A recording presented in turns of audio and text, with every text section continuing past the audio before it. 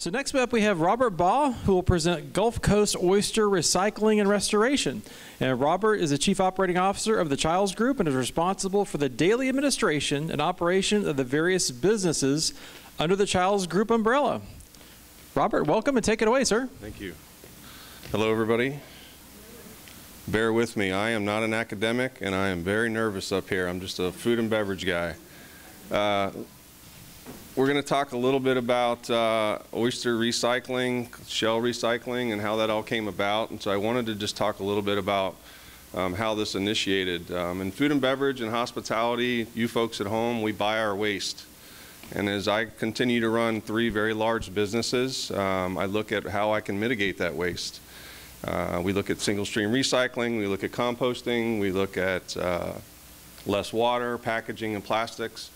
But in a seafood restaurant, we bring in a lot of product, and the oyster shells came to mind. And through a partnership with Tampa Bay Estuary Program, START, Solutions to Avoid Red Tide, I presented this idea, and you want to talk about grassroots and low-key.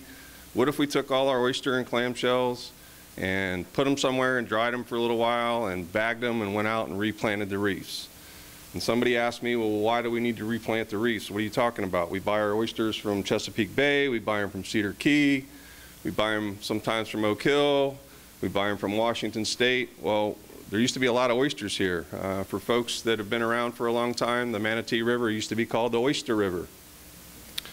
Hundreds of millions of tons of shell were pulled out of the rivers and estuaries all down the Gulf of Mexico for roadbed and for construction materials starting back in the 1800s. I don't know that it's coincidental that we started having reports of red tide back in the 1800s after this material was pulled out.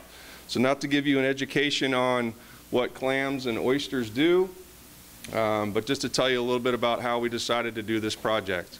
I wanted to take my shell that normally we'd be put into dumpsters and trash cans and put into the landfill, and I wanted to stop that and mitigate the waste that I was buying.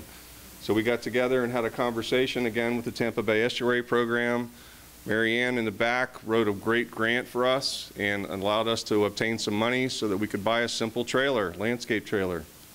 I got some bins, I took them to the 3 restaurants, and I taught my team how to recycle their clam and oyster shells. The idea here was that we were going to take these and make a commodity out of them. Right now, oyster shell is mined. It's either bought from processing houses, and we were, again, throwing stuff away. So we thought, why don't we take this and make a commodity, process it ourselves, look at volunteers to help, go ahead and bag it, put it out, and start restoring our natural resource in the area. We wanted to incorporate some research.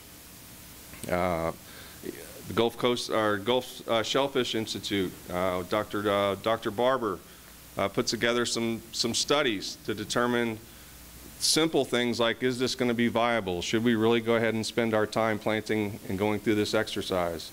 It turns out, and again, I'm not an academic, but taking our shell that we recycle versus mined is 19% more apt to get the larvae and the spat and grow oysters for us. So to me, that's a win-win. We're already 20% ahead of the game.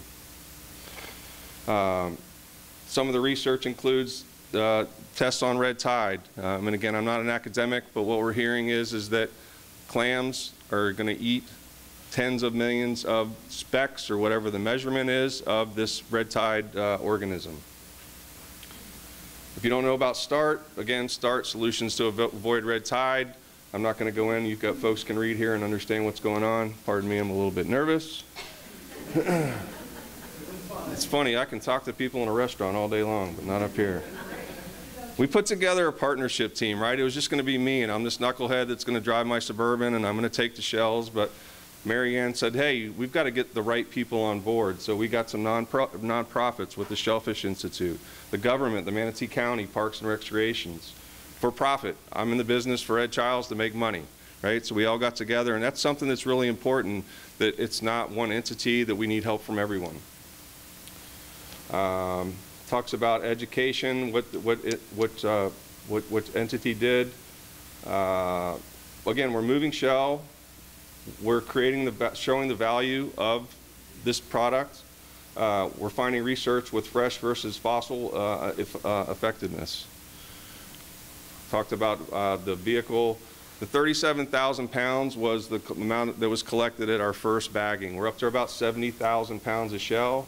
We've had 815 students come out with adults and do workshops. And it's so interesting to see people come out and get in and start bagging the shell. They start to do exercise programs with it. And you want to talk about community, that's what this is about. This is about tying things together. So again, it's not about academics and numbers. It's about getting people out and involved and doing the right thing.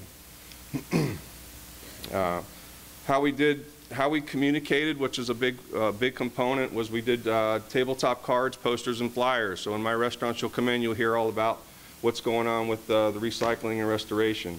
Again, we had the workshops, we had members of the public, we did press releases. I'm sure somebody in here saw something about this crazy nut that's doing this oyster recycling up the road.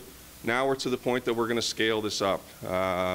Through Mary Ann, through Sandy Gilbert at START, we're negotiating with Waste Pro and Waste Management to add restaurants.